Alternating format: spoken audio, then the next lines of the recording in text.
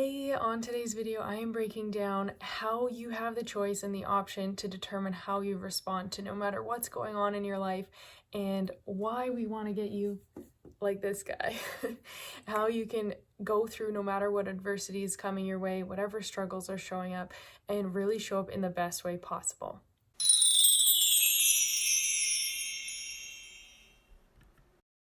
Welcome back to another video. My name is Kara Michelle and I am here to help you live your truth. And today's video is a biggie because we all have one thing in common, and that is struggle. And that is also lack of control. We cannot control what goes on in our life. We cannot guarantee, like, there's no smooth sailing, there's no perfect life, although sometimes people make it look that way on social media.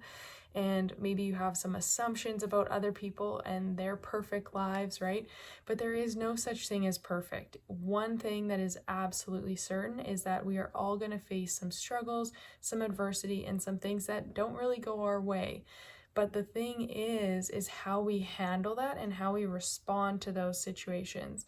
So you have the opportunity and the choice to show up as this guy who's like really weighed down, sad, just constantly thinking, ruminating over those same things. Or you have the option to show up as this guy who's like happy, finding gratitude, focusing on love, enjoying life, okay?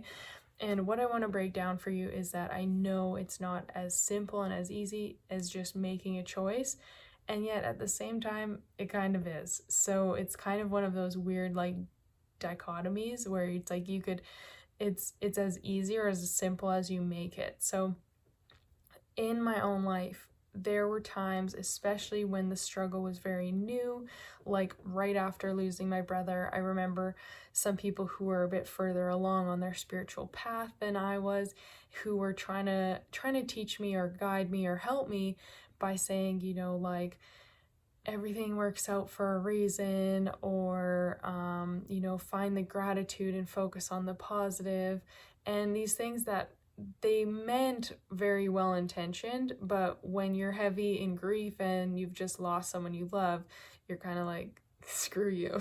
Shut up.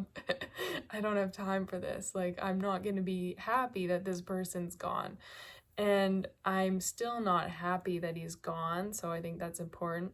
But there has been a shift as time went on where I was able to realize, okay, I don't want to continue focusing on the negative of this situation for the rest of my life. I want to find a way to be like this person, and I want to be able to still find love and find joy in life. And that's going to require me to see things differently and to change my perspective around the adversity, around the struggles. So we all have this choice. And again, sometimes it's very difficult, especially when the struggles are so fresh and raw. And this is where just awareness, practicing, creating little shifts where you can. And one thing I always talk about is finding the silver lining. So instead of staying in this state, which I was in that state for a long time, so I get it.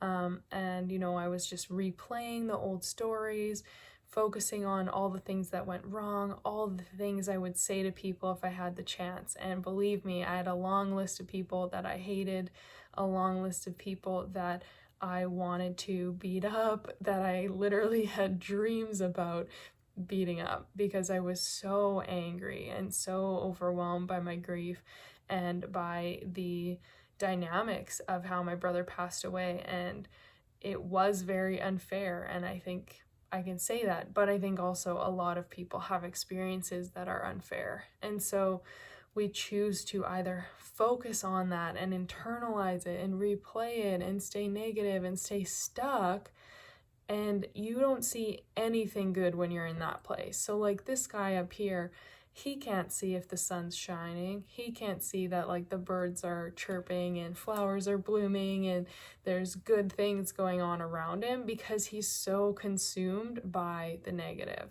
And that is a choice. That is a decision to stay focused on those things.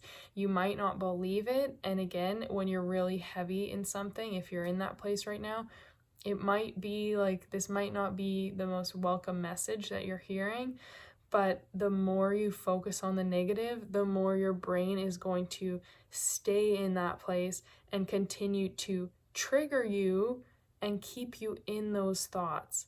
So when you can choose differently and you choose to try and find some gratitude, you choose to try and find some love, you're starting to like flick that switch in your brain where now it's starting to go, okay, I've got this heaviness, this pain, this grief, but wait a minute, like there's also beauty, and oh, there's something nice over here. And like it starts to have this positive trigger, which then can slowly start to take more focus, and you shift that way. And like the more you focus on something, the more it grows. That is how your brain is programmed. So the more you focus on the pain, the more you're going to perceive the pain in the outside world, the more you're going to notice all the things that are wrong, and the more you're going to continue to stay fueling in that like tornado of negativity, basically. So although that is like a very well-known place to be when you're in the struggle, you want to train your brain to find something positive, find something good, and the more you can try to focus that, the more you start to shift all of that tornado of negative thoughts to a more balanced place where there's actually some room for the positive thoughts to shine through. So this is how you get to choose. You get to choose whether you focus on all of the negative things that are going on and all of the heaviness that they carry, or if you choose to focus on all of the great things that are also going on in your life all around you. So you have that power. And like I said, as you start to focus on more of the good things, you're going to train your brain. You're going to start noticing more good things. It actually becomes easier. The problem with the struggle and the problem with staying in this place is that it becomes really freaking easy to stay there and to stay focused on the negative.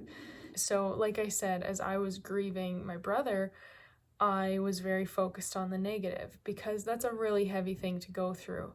And as time went on, I was slowly able to shift in some moments of this where I was like, you know what, let's try to find some fun here, or like what's something positive that I can focus on, or how can I be grateful for the people I do have or the memories, right?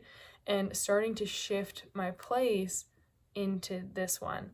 And then from here, then I was sexually assaulted. So then I kind of reverted back to this place.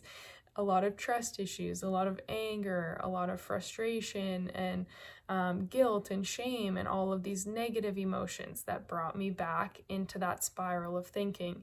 And so I was kind of like, you know, why do these bad things keep happening to me? And feeling a lot of this pain and stuff. And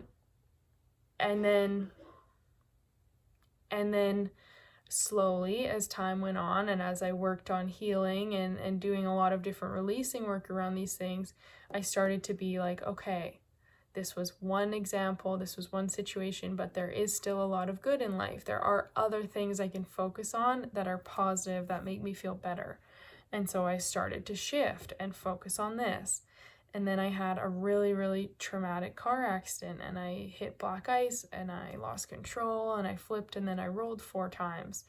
And I went back up to here and I had a lot of anxiety, a lot of trauma, a lot of fear around things. And what did I do? I did the work. I continued to show up. I continued to create awareness around my thoughts. I did a lot of energy work, meditation, breath work. I was doing anything I could to release this stress and get myself, change my state, which I have another video on you can check out to learn more about that, to change my state from like victim, struggle, negativity, fear, trauma, back into something where I felt a little bit lighter. Because when you kind of get into that space, when you can actually just like take a deep breath and you feel okay, you feel safe, you're able to start, like your body naturally relaxes, you're able to start to find some more positives and you feel like you're safer in that moment. But up here, it's not very safe. It's very uncomfortable. And the more you focus, the more you stay there, the harder it is to get out. So the thing here is that you have a choice. You might not always feel like it, but you do 100%.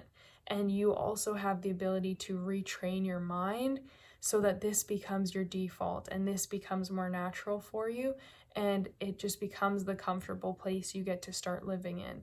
And now when I have struggles, because I still have them, my life's definitely not perfect right now either, but when I have struggles, I'm a lot more aware. I am so much quicker to pull myself back into the positive. I have moments of this. Sometimes like I'll have a day where this is just kind of like, I just kind of have to get it out, and I feel upset about how things are playing out. I'm not happy with it, but I can shift myself back into the positive so much quicker because I constantly made the choice to do my best to show up that way, to flip that switch in my mind and reprogram my thoughts in a more positive way. I worked on getting out of that victim mindset that's held back by all the trauma and shifting into a more empowered stance. So what I would really recommend for you is to look at your own life and the patterns of your beliefs and like what you typically focus on, because majority of people are just in a default like this where they're focusing on the negative over the positive always.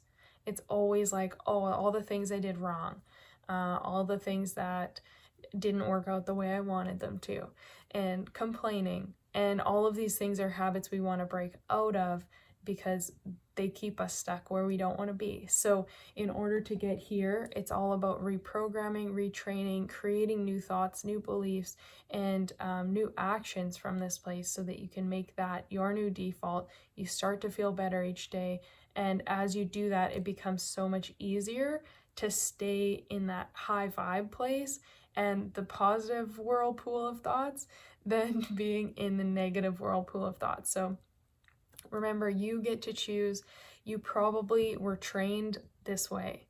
Most of us are, because that's what our parents did. Our parents usually focused on the negative, the fear, the worry, the doubt, the making sure everything was perfect first, or like all of these things that then created this as our default.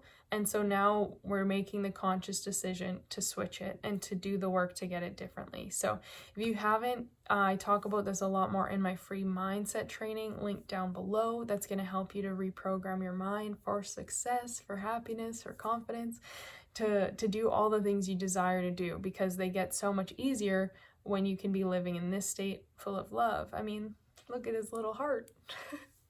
He's full of love. He's full of joy. So we want to get you there too. So you can check out that training, give it a watch, and I will see you on the next video. If you haven't, please hit the thumbs up and the subscribe button, and I'll see you guys soon.